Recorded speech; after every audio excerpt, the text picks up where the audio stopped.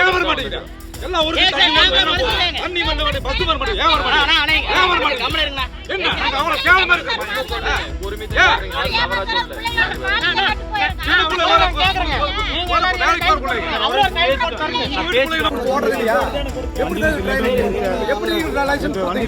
எப்படி லைசன்ஸ் கொடுத்தீங்க? நீங்க ட்ரைனிங் ஓட்டமல எப்படி லைசன்ஸ் கொடுத்தீங்க? நடந்துருச்சு.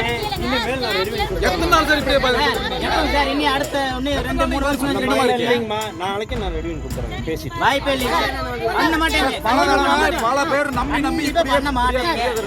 ஆக பிஎம் வாய் வார்த்தையா சொல்லுங்க. எழுத்து பூர்வமா கொடுத்தீங்கன்னா வாய் வார்த்தையா எப்படி நாங்க நம்புறது?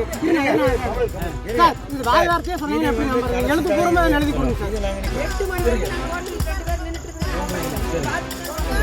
8 மணிக்கு மேல நாங்க பஸ்ல நின்று அறியல எப்படி சார் நடந்து வர்றது? வேற வண்டி ஏற்படும்.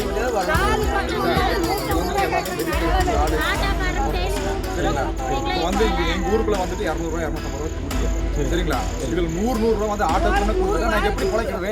நான் 24 வருஷமா இங்கதான் இருக்கிறேங்க. கெங்கம்பாளையத்துல 9C1 மட்டும் ஒரே ஒரு பஸ் மட்டும்தான் வருது. அது ரெகுலரா இப்ப வர்றது இல்லைங்க. ஒரு 8 மணிக்கு வந்தா அடுத்த நாள் மறுநாள் 8 மணிக்கு தான் வருது. இல்லை கூலி ஆளுதாங்க.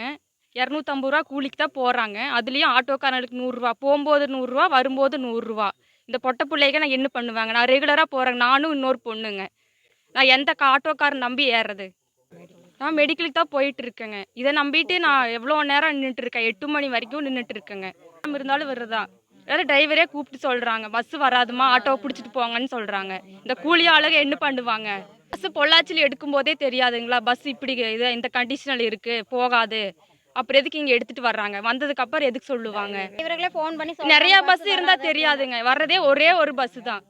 பஸ்ஸை இப்போ முற்றுகை பண்ணி வச்சுருக்குறேங்க. இங்கே வந்துட்டு என்னென்னு கேட்டிங்கன்னா, என் ஊர் கெங்கம்பாளையங்க. என்னென்னு கேட்டிங்கன்னா பஸ்ஸு வந்து கரெக்டாக வர்றதில்ல. இங்கே வந்து இப்போ காலையில் முதல்ல 7 டைம் பஸ் வந்துட்டு இருந்துச்சு. இப்போ வந்து 2 டைம் வர்றக்கே யோசனை பண்ணி வந்துட்டுருக்காங்க. கரெக்டாக ஏன் வர்றதில்லைன்னு கேட்டிங்கன்னா, கரெக்டாக வர்றதில்ல, பிடிக்கிறதில்ல அப்படிங்கிற மாதிரி சொல்கிறாங்க.